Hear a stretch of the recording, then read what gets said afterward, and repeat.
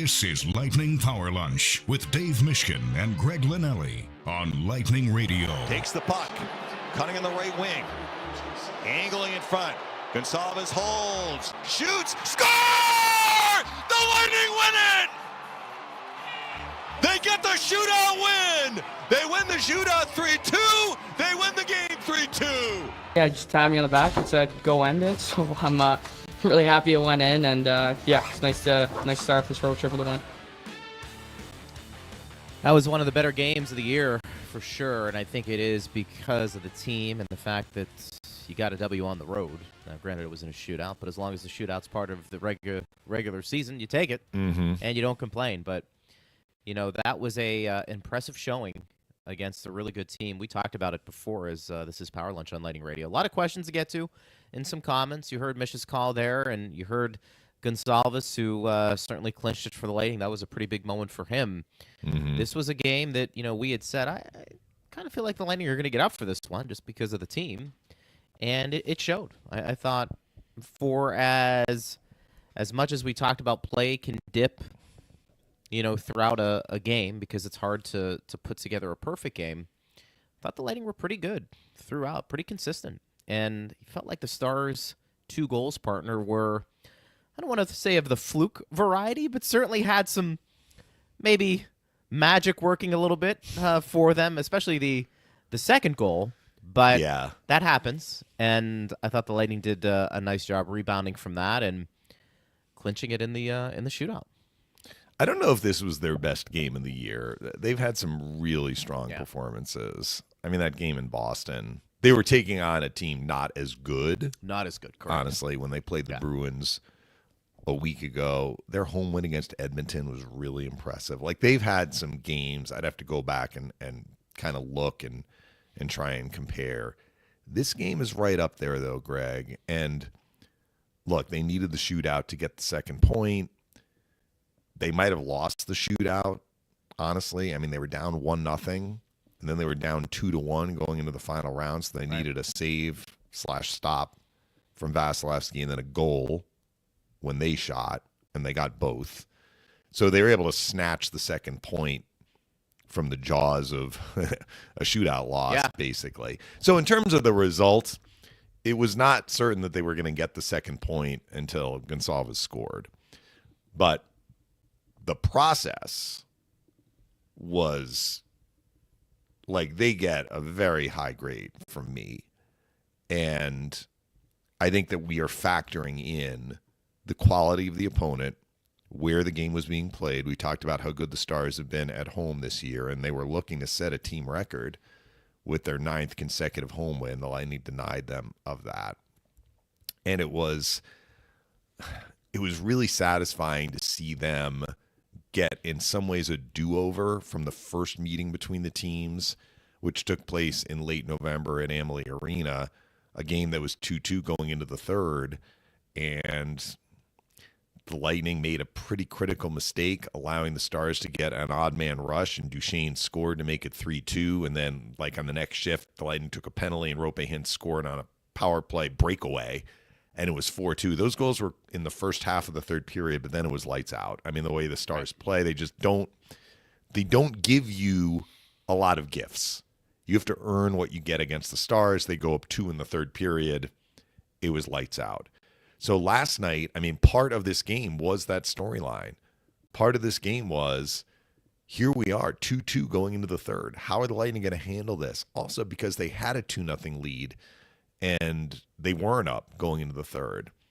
And as much as I love their first period, I got on them in the first shift about a miscue, cross ace pass that got intercepted. Sure. They had a little bit of an unforced icing. After that, they really cleaned it up. They dominated the first period. As impressive as their first period was, I think given what I just spelled out, their third period may have been even more impressive. And their second period wasn't bad either. I mean, the Stars did push a bit in the second period. The Lightning had less possession in the second than they had in either the first or the third. But, I mean, they were actually more dangerous in the third period than they were in the first without sacrificing what they wanted to do defensively. And Casey DeSmith was the reason why the Stars got even a point out of that game. I mean, the saves he made in the third period were spectacular. I'm not sure in the first period he had to make as many spectacular saves. He made good saves. He made 13 saves in the first period. He made, I think the Lightning had 12 shots in the third. But, I mean, look at the quality of the chances that they had. But it wasn't only that they had high-quality chances. It was that they were playing, when they say playing the right way, like they were executing at a very high level, which allowed them against a terrific opponent. The Stars are a really, really good team. They would not let the Stars get into their game. That's what made their performance so impressive. They got behind the wheel of the bus, and for most of those 65 minutes, they were in the driver's seat. That is really hard to do. Really hard to do. It's evidenced in their advantage in every statistical category. They outshot the Stars. They out-attempted the Stars. They outpossessed the Stars. They outchanced the Stars. They checked. They ended plays early. The one exception was that fourth line with Blackwell, Steele, and Beck, where the Stars got a goal. It was probably the Stars' first even moderately extended offensive zone shift since early in the game, and that was near the middle of the second period. They just didn't have a lot of that, Dallas. That's a credit to how the Lightning were playing without the puck. I love their performance. Loved it. Now, it was one game, right? I mean, there's no guarantee that we're going to see this in the next game. Look at their previous game. They were really off in their execution against the Flyers. But the fact that they could raise their level, maybe I shouldn't say raise their level, but reach a level. They could reach that level in what we call the measuring stick game is a really, really positive sign. For sure. And so it was almost like the result, I mean, it mattered, but it almost didn't matter, right? If they lost the game, it would have been frustrating, and you'd like to say, we played well enough to get points out of this game. They really, really deserved the 2 points last night. They did. So I'm glad they got them. They did. And it was important if you do believe, like maybe we do this year, that first place means something, maybe a little bit more. It was important because everybody won last night. Yeah, they took a little bit of a hit in that first tiebreaker because they didn't get a regulation win or a regulation overtime win, and that category is very close for the three teams. And the Lightning 35, 34, 34. Right. If it goes to head-to-head, they're going to lose that matchup against Toronto because they've already lost the first three, and they're down 2-1 to Florida. But that's the third tiebreaker. Wow. The Lightning's best opportunity is just to try and get points through regulation wins. Correct. And we'll see how that plays out. Just finish ahead of the other two teams. That would be the easiest way to do it. Just finish with more points. But, I think it's funny. The closer you get to first place and the closer you get to finishing out the regular season, you start to look at specific things. Not only winning games, but to your point, if you can win them in the regulation, that's a big deal. You don't want to go to these shootouts if you can help it because things are so narrow. I mean, as we sit here today, the Panthers are in first place with 87 points. They played 69 games. Toronto is in second. They've got 87 points through 69 games, but the Panthers have one more regular season win there. Regulation win. Which they got an overtime win last night. They were 0-0 with Columbus. Which is surprising that a Columbus team would play 0-0 because they're such a high offense team that struggles sometimes defensively. But that's what happened. So the Panthers got their 2 points via an overtime win. Right. The Maple Leafs got their 2 points through a regulation win, and the Lightning got their 2 points through a shootout win. The Sens have created some separation, even though they've lost 2. They're 5 points ahead of the Islanders, who now have won 3. In that outside looking in, that first team on the outside looking in, but it's still clogged. And Islanders blew a 3-1 lead at home to Montreal, and they ended up prevailing. I think, did they win in overtime? I think they won in overtime. Yeah. But the fact that they couldn't hold on to that lead at home meant that Montreal got a point. That's the team directly ahead of the Islanders currently in a wild card, too. If you look at the shots in that game, Montreal had a big advantage. Yeah. So you can make the argument maybe Montreal deserved a better fate than, basically they surrendered a point to the Islanders. But they rallied to get a point. They did. The Sens got thumped last night on home ice, 5-1. They only had 16 shots on goal. So isn't it funny? Like, we talk about the ebbs and flows of a regular season, and you have said these teams that are not near the top in the East or the West, but you've been talking about the East, like looking at the wild card race, you're like, every team is flawed. You've said that. So Ottawa got on this hot streak, right? Senators won 6 in a row. I think I saw a quote from Linus Ullmark. He's like, we've won 6. Why not 7? Why not 8? Why not 9? Like, you feel confident that, like, you're never going to lose again. Sure. So they go into Montreal. They have a 1-goal lead going into the third. I think it was 2-1. Montreal ties it 2-2. Senators score 3-2 Ottawa. Montreal ties it again 3-3. Montreal scores pretty late in the third on the power play, Suzuki 4-3. They take on 2 empty netters. So they win 6-3. Senators gave up 5 goals in the third period, the last 4 in a row. So they enter the game against Colorado at home. They give up 4 more goals in the first period. In less than 2 periods, they gave up 8 unanswered goals. Now, I know 2 were empty netters, and then the Avs added a 5th goal. Senators scored late. So if you're counting, that's 9 unanswered goals against Ottawa. Basically ending their 6-game winning streak, and now they've lost 2 in a row in regulation. I mean, does that mean, is that kind of backing up your theory? Like, I mean, does a team that is really buttoned up and making a charge and like, we're getting in the playoffs and we're going to be a force to be reckoned with, does a team like that give up 9 unanswered goals? It took a gut punch, and they weren't able to bounce back from it. Colorado, I think, was also ticked because the Avs had lost to Toronto in kind of frustrating fashion. They gave up a shorthanded goal when the referee had the puck hit him. I don't know if you saw that highlight. No. Yeah, Stephen Lawrence. I mean, he had a great finish, but he got the shorthanded chance because the Leafs are shorthanded. They tried to shoot it down the ice, and like the referee's trying to get out of the way. He couldn't. It hit him. And it basically served it up for Lawrence to get a 2-on-1 shorthanded. That was the winning goal. So if you're the Avs, you're kind of like, are you kidding me? We're taking it out on our next opponent, and they sure did. And they hammered Ottawa. But if you're Ottawa, 9 unanswered goals that you allowed. I think it probably does. And basically like less than a game. I mean, like kind of early third period through the first period into the second of the next game. I think once you get beyond to the first, 4 or 5 teams maybe in the East, I think everybody's flawed. And you could even make a case that the teams at the top have some flaws. They're just less. Yeah. I mean, Montreal, do we feel like they're not a flawed team? They've been up and down. Yeah, Columbus. They're playing very well right now. But they are. So they're getting all hot. of those teams, it's weird. All of those teams, Ottawa, Montreal, Detroit, the 3 teams in the Atlantic, they go on these hot streaks, and then they go on horrific skids. They do. All 3 of them have done it. Remember, Ottawa had a 4-point lead on the Lightning when they started that 2-game set back in February. And yes, the Lightning won both in regulation to get even, but it wasn't long after the Lightning were like 10, 11 points up on Ottawa. Lightning were winning. Ottawa wasn't. Yeah. Like, that started a skid for the Sens. They couldn't recover until they came out of the 4 Nations. Came out of the 4 Nations, they started playing well again, and they won the 6 in a row. Ullmark is like, are we ever going to lose again? Right? Yes, you will, and you may lose a lot. I mean, it's one of those things. Yeah.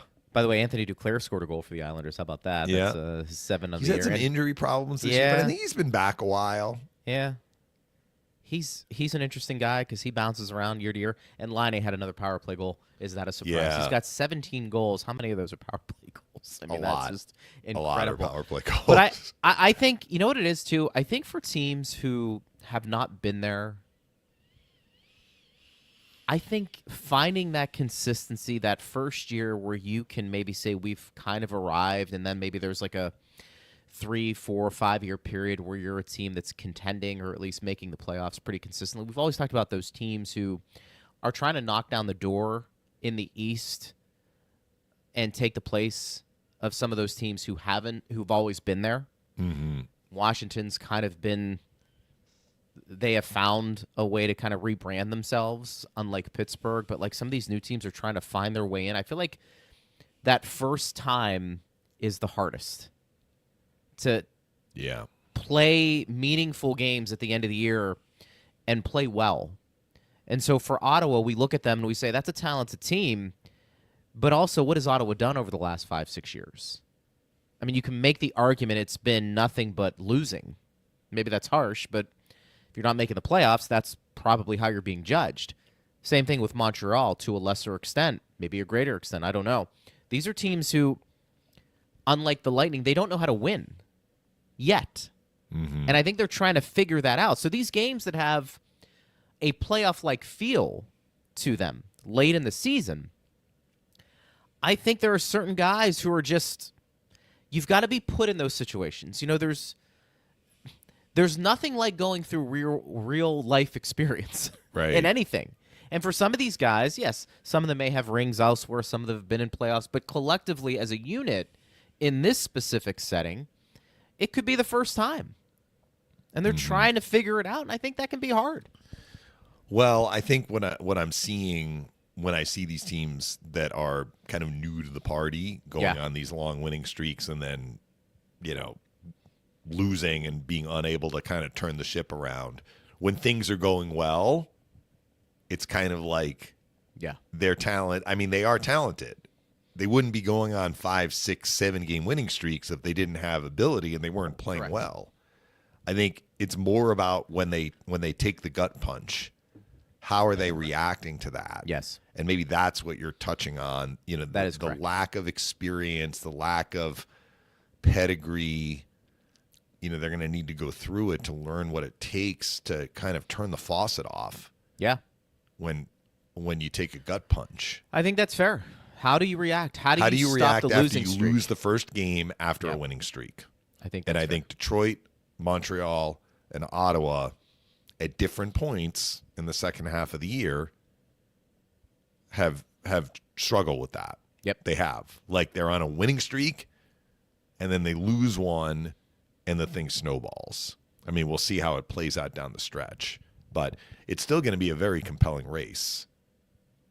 Yeah, it's going to make for great theater. And I will say right now, I was way off with the Rangers in Toronto. I mean, I thought the Rangers would really bounce back after, no other way to put it, like a horrific home loss to Calgary. Yep. Calgary had gotten blown out. This is going back a few days, but Calgary had been blown out in Toronto. Back-to-back at Toronto, at Rangers.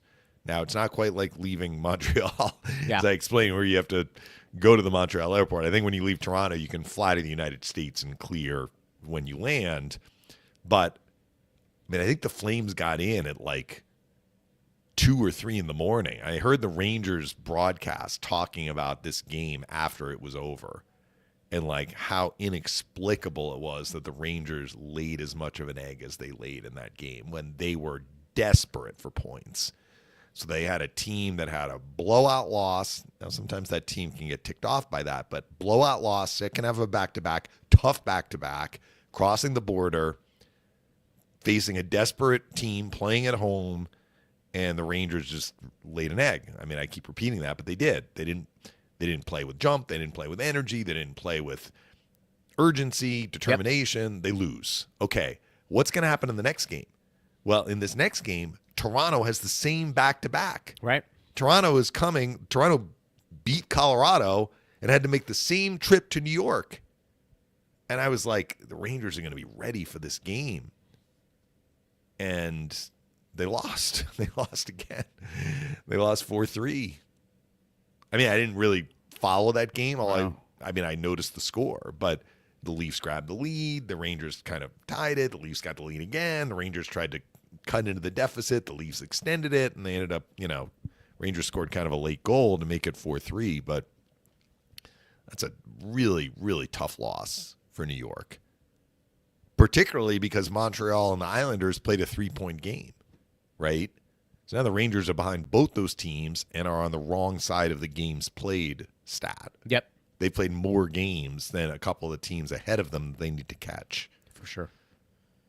They still have runway. I mean, they can turn it around, but it's not a very encouraging sign if you're a New York Rangers fan. They could be the most disappointing team this year based off of the expectations coming into the season. I think we talked about that the other day. I think that is just, in many ways, inexcusable if you're the Rangers and that organization with the talent that you have on that roster, arguably the best goaltender in the game, and you still have high-end players up and down that lineup. You make some trades, and that's a case where maybe things are a little discombobulated, maybe more so, and maybe you need to break the band up. You know, that's one of those situations where you reevaluate a team and say, are things getting stale? You know, I can remember Jim Rutherford, partner, when the Pens were kind of rolling but getting hit in the playoffs, things weren't working. What do? They trade James Neal for Patrick Hornqvist because they wanted to mix it up and get a guy who was That was grittier. during the regular season. During the regular season, right. But to kind of like, it wasn't during the offseason. Yeah. No, but it was like, you know, kind of a signal like, yeah, James Neal's a 40-goal scorer. But we don't need more scorers. We need somebody who knows how to get into the dirty areas. And as Phil would say, what I'm how does he not have a penalty? Well, 2 penalty minutes. Or he had 2 penalty minutes. Phil was He could not understand. We had a game. It was at Amalie great. Arena, Lightning Penguins. Or was he with the Panthers at that point? He might have been with the Panthers. I don't know, but it was a great But line. it was fairly late in the regular season. Like, it was maybe a March game. Phil takes a look at the front page. Phil doesn't look very closely at the stat page. That's just not his thing. Yeah. But he will look at the roster. Sure. Sometimes he'll pull something out and he'll be like, Yeah. boy, this guy is... He's got 14 goals, Dave. Yeah, like know, he'll or- see something that Yeah, jumps yeah. out at him, and he's like, how on earth does Patrick Hornqvist only have 2 penalty minutes? I know. He's played 57 games. Which is And a then in the legitimate game, question. Hornquist is like I know. involved in every post-whistle I know, scrum. I know.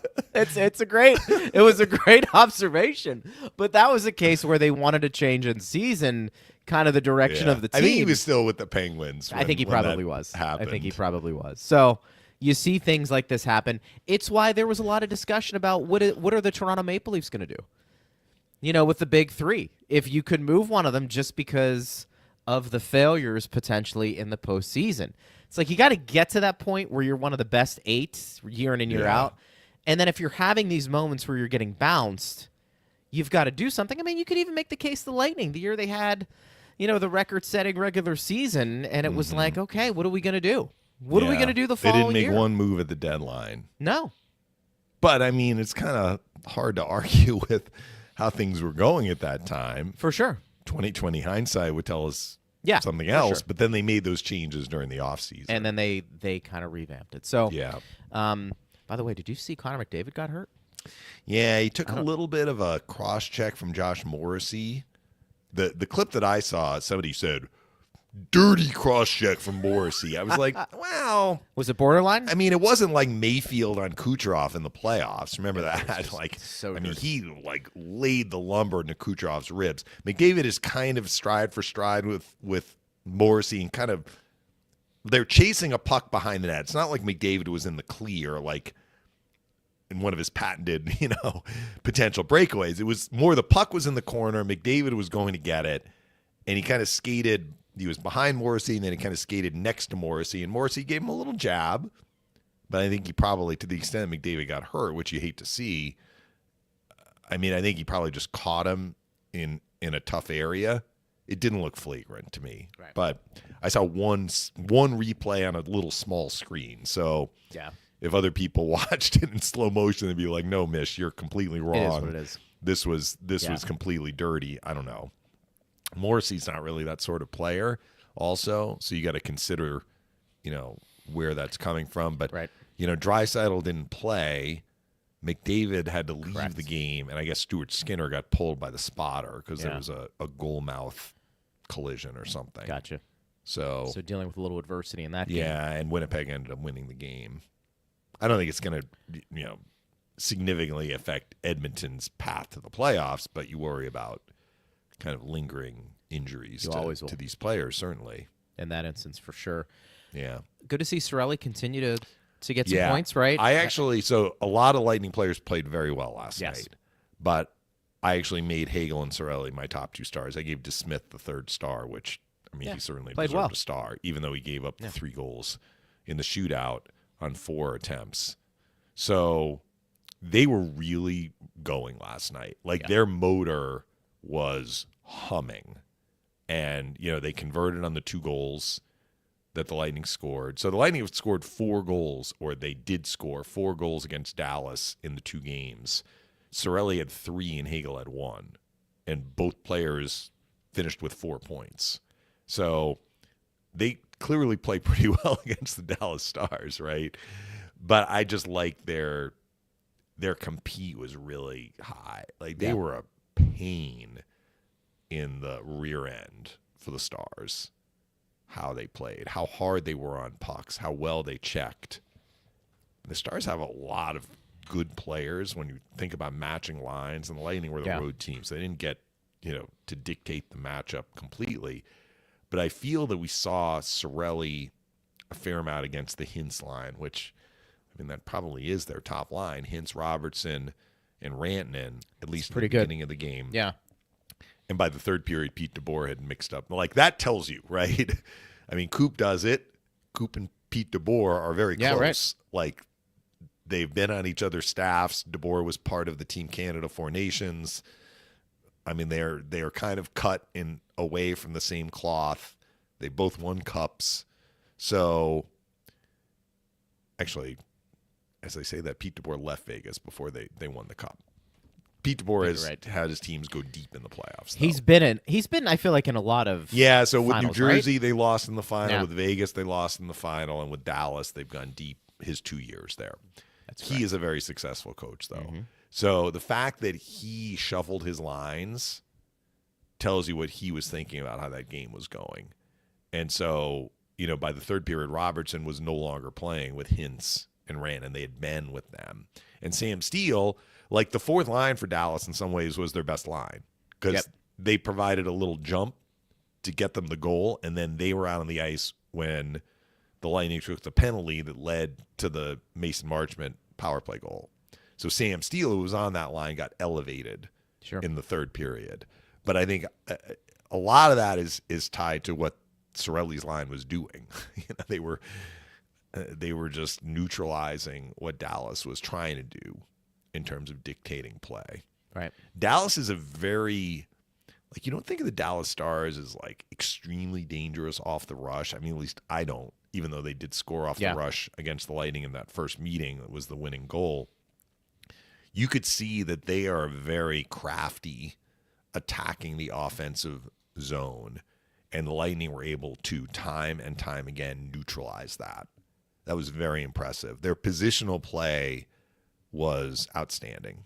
You think because the Lightning at times can be called that as well, that maybe they're, I don't want to say think the same way that Dallas thinks, I don't know. Both teams have really impressive metrics, which we talked about. Yeah.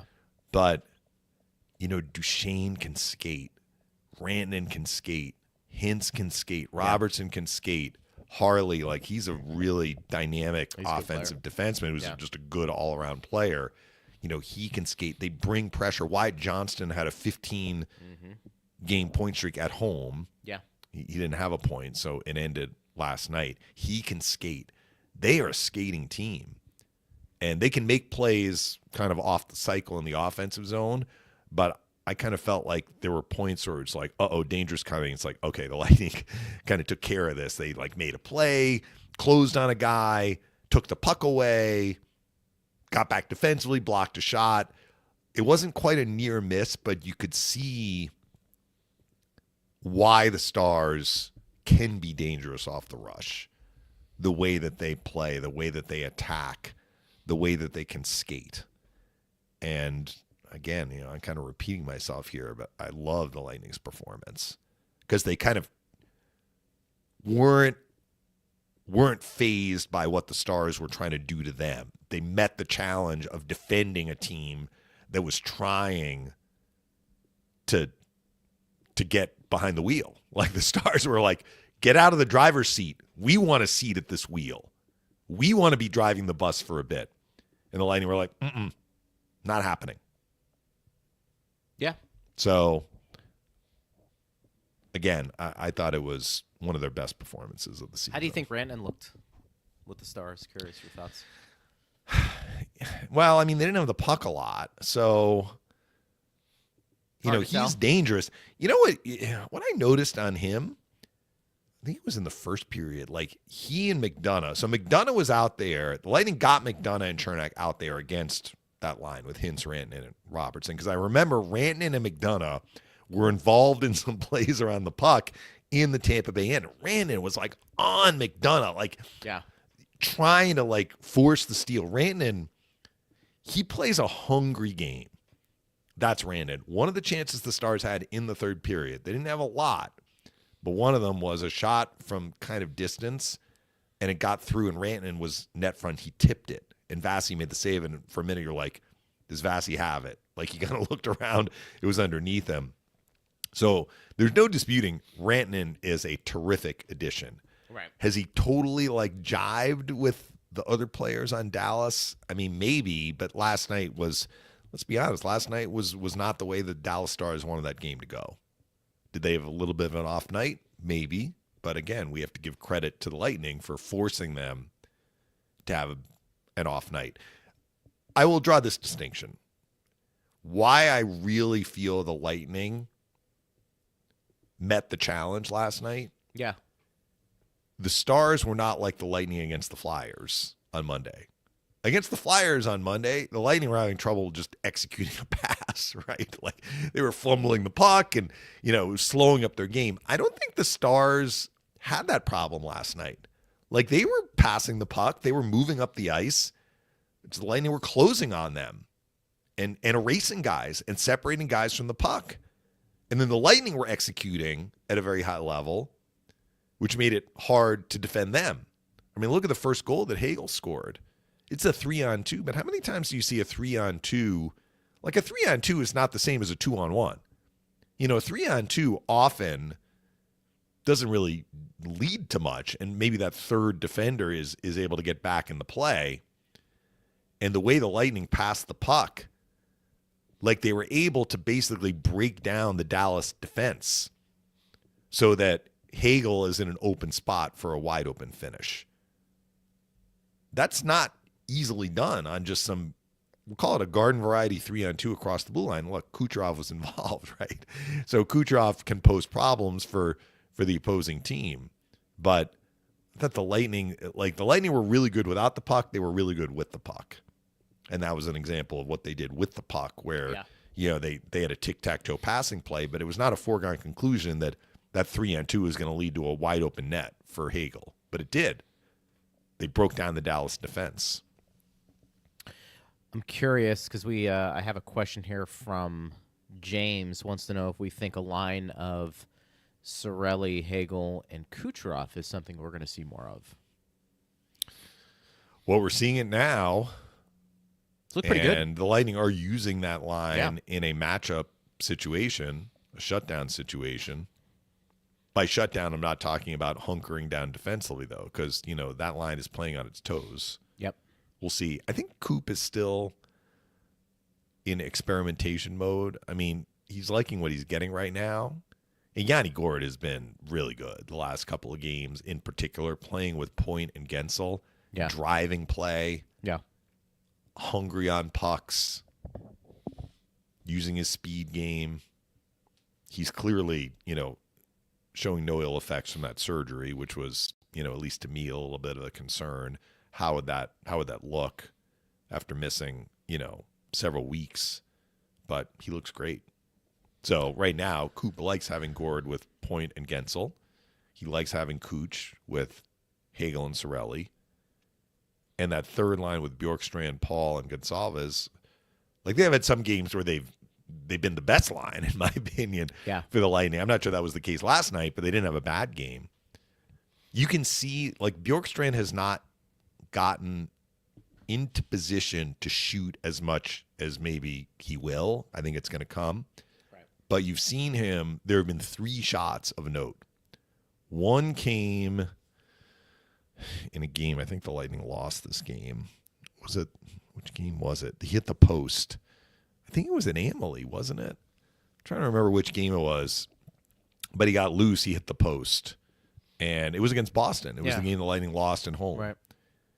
he can shoot the puck off the wrist shot. It's very, very hard for the goalie to stop if he places it.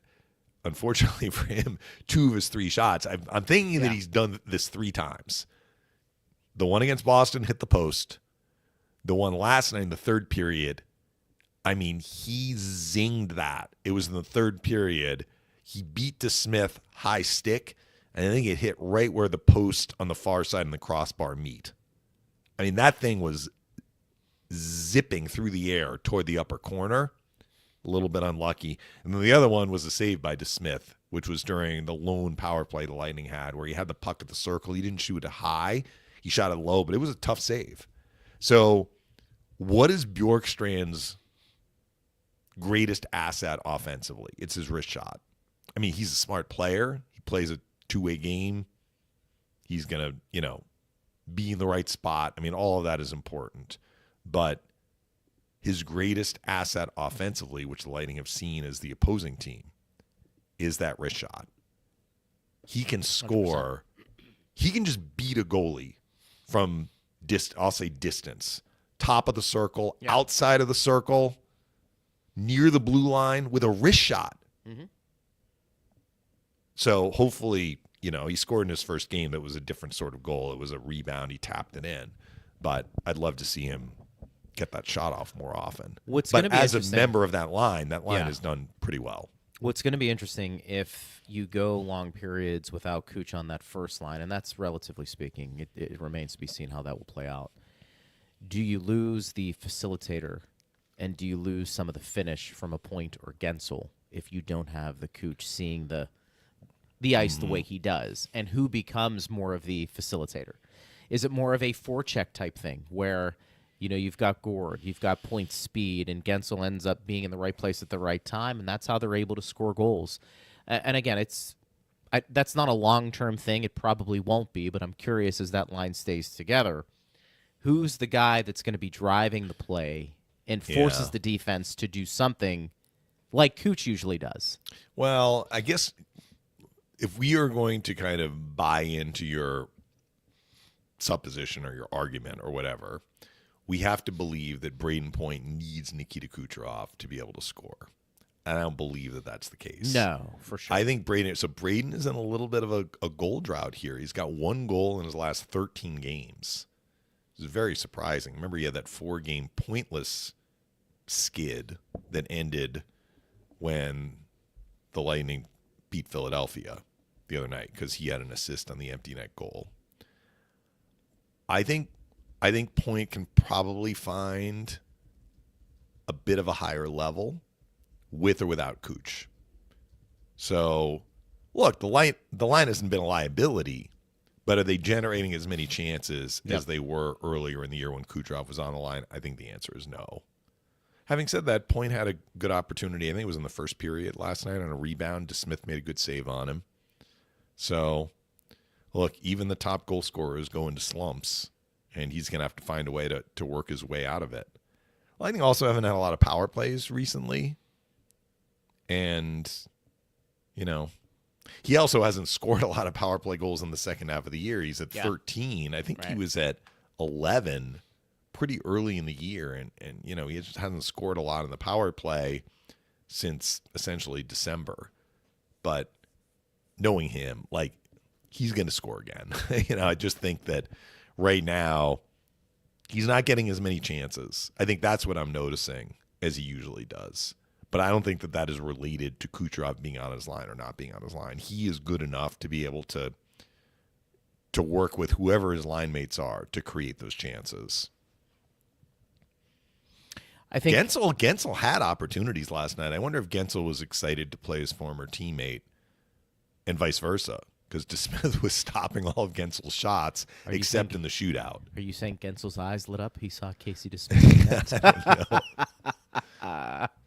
But I told you about DeSmith. I mean, he's hot and cold. Probably like a lot of backup goaltenders. I mean, I think you can see them do really well, and then, there are times where that doesn't happen necessarily, which is why they're probably not best served to play consistently, but they can give you some pretty good moments. and I think that's He's where given the Smith is. Stars good minutes this year, good For sure. games. At home, especially. Yeah. That record is great. Laura says, love to see Bjorkstrand get in a fight. And is points net voodoo ever going to end? Is what? Points net voodoo? Yeah, net voodoo ever going to end. So maybe About struggling to Braden score. Point? Yeah. She has Well- point capitalized, so I'm assuming voodoo, there's some unluckiness Yeah, there's a happening little there. bit of that, but to be perfectly honest, was it Laura? Was that who wrote that in? Yes, it was. Laura, I mean, if I'm being honest, and I just said it, so clearly I believe it. Don't lie, Dave. I Be think, honest I with me. think it's more about the lack of chances. Yeah. Like if he were getting, 2 to 3 to 4 chances a game and the puck just wasn't going in, then we talk about the voodoo, the Braden Point voodoo doll. Is somebody in the The stands with the invisible voodoo doll? goalie, right. I think that was happening to the Lightning Yeah. throughout January. And Yeah. that's kind of what we saw in January when they were snake bitten. Things have just dried up a little bit for Pointer. And as far as Bjorkstrand getting into a fight, I mean, Yeah, I'm not quite sure what happened there. The Lightning had been Yeah. called for a penalty, and then as the play came down the ice, Bjorkstrand got into it with it was Blackwell, I think. That was a penalty on Hedman that Blackwell's led to been a the guy Dallas who's- power that's play what- goal. Blackwell played well. Like Yeah. I'm not joking. Steele, Blackwell, and Beck may have been their 3 most effective forwards last night. it's kind of what you expect from Blackwell, for sure. I mean, Mm-hmm. that's kind of the game he's played ever since he's been in the league. But, sometimes your meat and potato type lines Yeah. are most effective in a game like that. Basil says, when 93 came up early in the season, Coop slated him first in a shootout to everyone's surprise. But Brian Engblom explained that 93 had much success on shootouts in Syracuse. He really showed it last night. Confident move, win or lose, solid road game. Yeah, Gonsalves is a go-to guy for the shootout in Syracuse, and he showed why. I mean, that was a terrific finish. I mean, it was one of his first games this Yeah. year. Sure. When it may have been his first game. I can't And they put him remember right exactly if it was his first game. It was one of his first games when the Lightning had the shootout against the Flyers in November, and Gonsalves was the first shooter and did not score. This time it was a little different. Like, he has a chance to win the game, right? Yeah. And if he doesn't score, then, we play on to round 5. But I think he also has a lot more confidence just being in the NHL and doing what he can do. Do you think being good in the shootouts translates or means that you are a goal scorer? Because we've seen some guys over the years who that's kind of their specialty. Mm-hmm. And I'm not saying that's with Gonsalves. There's just not enough evidence there, and I think he's starting to perform well. Well, I think the opposite is not, or the inverse is not always true. So, in other words, if you are a goal scorer, it doesn't mean that you're good in the shootout. We've seen lots we have of seen examples a lot of of that, for sure. I think that there are probably examples of guys who are quite good at the shootout, but are not prolific goal scorers. And the reason for that, my guess would be that their role does not allow them to basically get breakaways often. That's fair. Because the shootout is a breakaway. It is. Also, you have nobody bearing down on you, which hurts some players. Like Right. some players, I think, are more likely to score if they're in like the heat of the battle and somebody is chasing them, and they have to come with speed. The shootout, you can go pretty slowly. It was a little surprising to see Dallas score 2 goals on Vasi's 5-hole. Maybe the Stars heard that comment from whoever it was. Maybe. He's like, the 5-hole is the second most. But Vasi was ticked after ticked For at sure. himself. Yeah. Like you'd see his reaction when the puck went in. Right. And it was Robertson scored Yeah, he couldn't first, believe it. McShane scored second, but they both put the those puck right between his pads. And those are 2 elite scorers, though, too. I mean, those are... They are. They shot it Yeah. quickly though. Yeah, Like yeah, Vasi was going down in the butterfly, and they snapped it Right. in that 5-hole before it closed up. He made a really good save though on Johnston. He did. Which if that went in, the game would have been over. He got it with the top of his glove. That was going into the, upper part of the net under the bar. And Cooch has kind of been hot and cold throughout his career in the shootout, but he scored that goal against Fedotov where that was, the 4-on-4, but it was basically like a shootout because, I mean, he had nobody behind him. Right. And he snapped that into the top of the net. It's a great shot. I saw a video that the Lightning released. So the Lightning always have somebody on staff with the camera, and that person is always at the attacking net. I shouldn't say always. I don't know where they are, but it seems like they're usually at the attacking net. And it was like a slow-mo of that goal, and it was on the opposite side from where the press box was. So you could see Kucherov's forehand on the side, talking about the goal he scored against Philly. And he snaps the puck, and the puck just goes straight up. Like, it's an incredible shot. I mean, for him to get whatever that angle of trajectory was incredible. That he lifted it at such an angle, but it went under the bar. He scored in a kind of similar way, I think, in the shootout. I didn't see a clean replay of it, but I think it was definitely top of the net, and I think it was kind of in the same spot. So he's like, all right, I just scored, with this shot. Let me try it again. And the Lightning needed him to score because just like the save Vasi gave them on Johnston, Kucherov needed to score in round 3 to extend the game, and he did. But he has gone through stretches. Again, we're not seeing the shootout as often as we did a few years ago, but I remember Kuch would go through stretches where, he couldn't finish on it. Who got really, really good the last few years? Stamkos. Stamkos had that patented. He went across one move. He went to one move, and it was like the goalies could not stop it. No. He'd move from his left to his right. Yeah. Shoot back across the green into the top of the net. And that's a great shot. Yeah. Even if the goalie knew it was coming. That's a hard save it, and there's no guarantee that Stamkos is going to do it every single time, too. Sure. You have to read what's in front of you. So, but Stamkos isn't available for the Lightning in the shootout anymore, but they have Gonçalves. They do. Yeah. And good for him. I feel like you can almost say something, partner. Every game he's done something, in a very positive way. It's mostly been offense. I mean, that's kind of what we see initially, but that's been very positive to see compared to when he first came up with the Lightning. Mark on YouTube says, do you think Dallas will be able to beat Colorado without Heiskanen in the lineup? I do not know how long Heiskanen is still out. I did not hear from any of the Dallas people a timetable. It's going to be a great series. I mean, if those two teams meet in the first round, that will be a great series. That could be a conference final matchup. Will you watch that, partner, when you have time? That first round matchup? Probably. Probably. Yeah. If it's not conflicting, with the You got Lightning. the whole Rantanen storyline that's really compelling. But you're asking how much has Colorado improved depth-wise? Because that's really the biggest hurdle the Avalanche have had to overcome. They've added 6 maybe players. Goaltending, but they added a lot at the deadline. But they felt that they had a need they needed to address.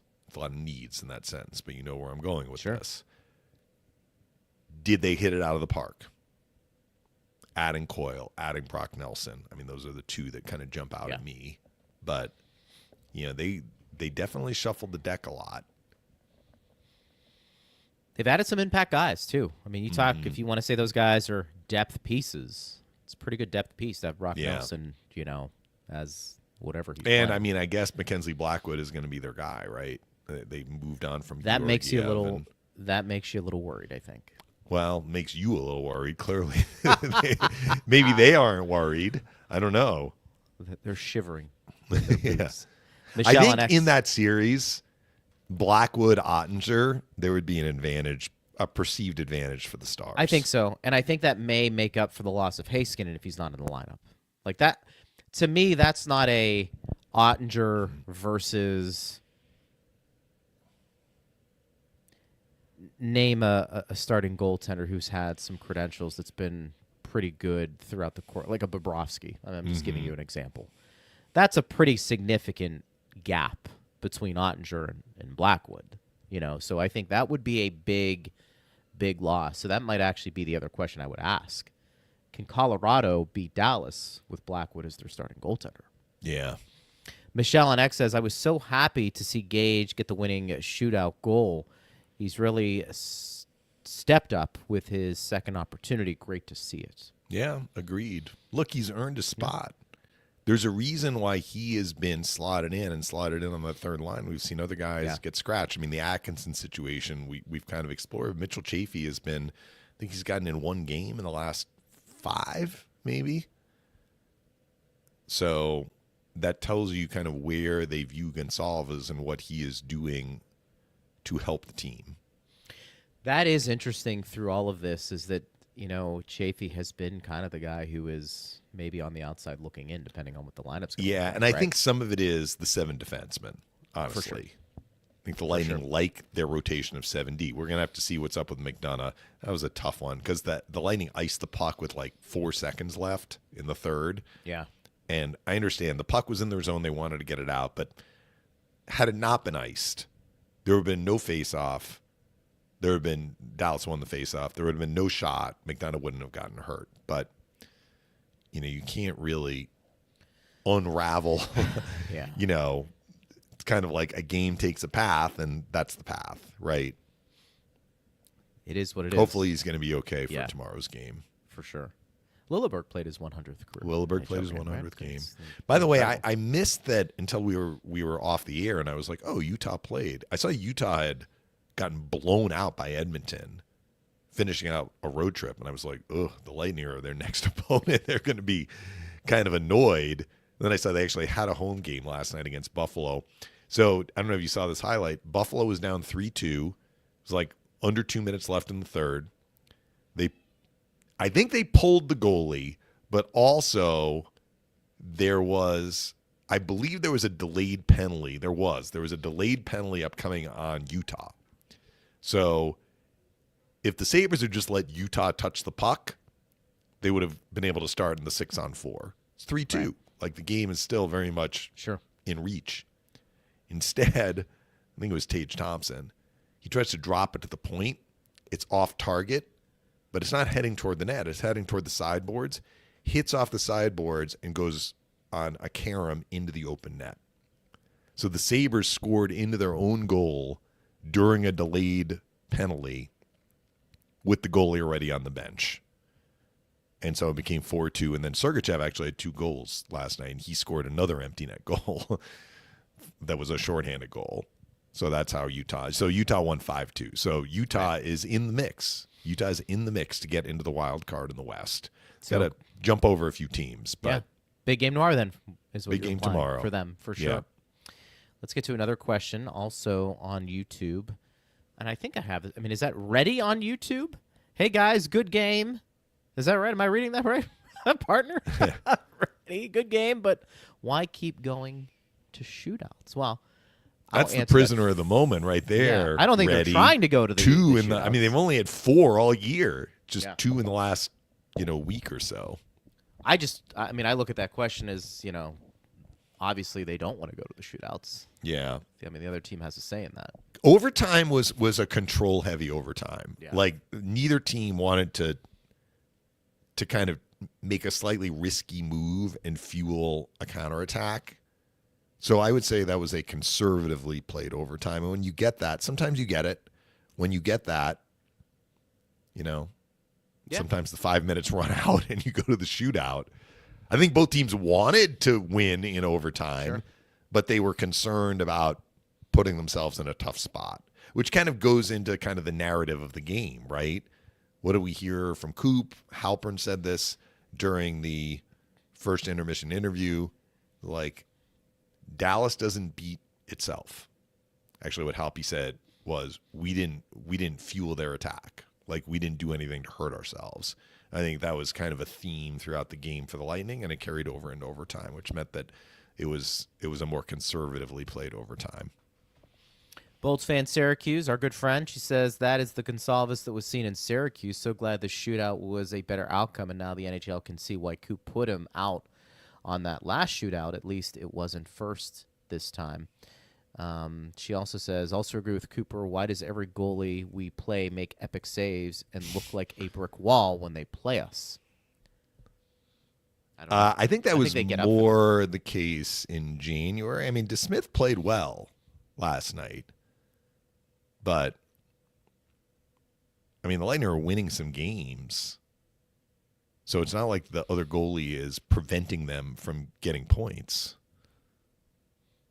Look, Swayman played well in Boston. The Lightning could have scored more. I mean, they scored 2 empty netters, but they could have scored more than 4 if not for Swayman, but they did score 4. Fedotov played well for Philly. We talked about that, but Kucherov did beat him on the breakaway. So they're scoring enough. And what you've said is DeSmith can be hot and cold. He was clearly hot last night. And I do think, listen, when you play against somebody that is perceived to be better than you, and in this specific instance, you're a backup goaltender going against one of the best teams in the league, I think you play a little bit of the underdog role, and your play elevates. I think it's human nature. And I think sometimes you see that in general with the Lightning, whoever they play.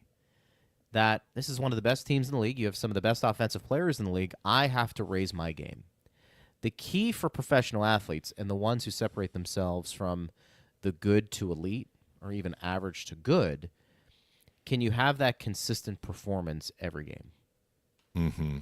And it's what we talked about with DeSmith. It's what has made him an NHL goaltender, but probably not a starter. It is what has made Andrei Vasilevsky one of the best goaltenders of all time. It is consistently good. A lot of goaltenders, a lot of players, partner, can have spurts where they're good. Can you consistently do it over the course of a season? From Thaw345 on YouTube, he says, "Hey, Greg, are the Penguins making the playoffs this year?" No, that's just uncalled for. Thought, we know no, the they answer aren't. to that. Too many teams to jump over. Yeah. Too many teams to jump over. And Do you think Penguins, that was a legitimate question? I think the race has been whittled down in the East. I know you didn't include them in the teams that are hovering points-wise. You could say yes, but they've played too many more games than everybody in front of them. And if you saw their game or watched it or just read about their last game against the Islanders, that was vintage Pittsburgh this past year. They blow 2-goal leads. They pinch at the wrong times. They give up goals the last seconds of periods. I mean, it's just, at times you want to see Erik Karlsson ask him the question, do you understand where you are in the game before you go pinch? And it's just like, he's doing his thing, and next thing you know, it's a 2-on-1.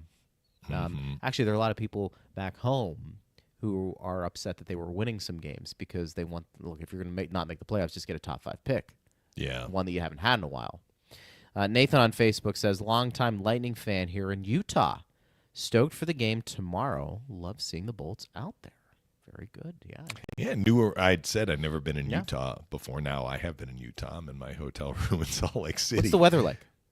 It's a little chilly? nippy. Yeah, I looked at where Salt Lake City is on a map. So like the longitude, latitude, right? Or is this the longitude? Like what's the north south?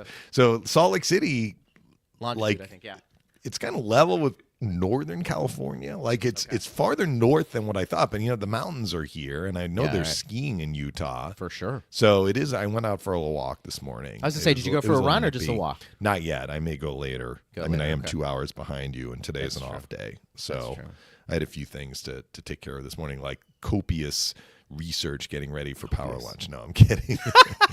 I like that word. I did a little research. Yeah. I read the articles in the morning, kind of see what's up. I talked to you before we go on there. But yeah, this building is a new building for me. Yeah. I mean, I've never the NBA team plays in this building, and I can't say I've never been to Utah. I've never seen a game at the Delta Center for NBA, certainly. So, does Karl Malone and John Stockton still play for Utah? Back when the NBA was... That's going back to when I actually followed the NBA. I think I'm right there with you on a lot of those things. We want to get to one more question before we sign off. Al says, it's probably just me, but the Lilleberg-Perbix pairing is somewhat suspect. Both get lost in the D-zone coverage. Also, what's going on with Chafee? Is he in the doghouse, injured, or just the odd man out because the 11-7 is working? Finally, 22 looking more comfortable. So we kind of touched on, at least I gave my opinion on the Chafee situation. I think it is related to the 7 defensemen. To the lineup. Being used. That's my guess. But also it shows that the 11 forwards that are playing I mean, stating plainly, are just ahead of him right now. Yes. And we kind of brought up Gonsalves in that Right. context. Yep. We get some of these comments sometimes from people like, well, the Lilleberg-Perbix pairing Yeah. is suspect. I mean, again, I kind of go back to like, look at how the Lightning are defending. Look at their Yes. goals against. Look at the chances they are allowing and how low that number is. If that pairing was a big problem or even a mild problem, the Lightning would switch up the pairs. They have 7 defensemen.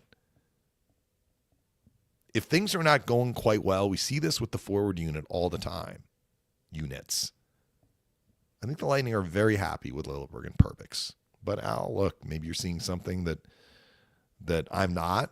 Yeah. And you're certainly entitled to your opinion. I think they've been fine.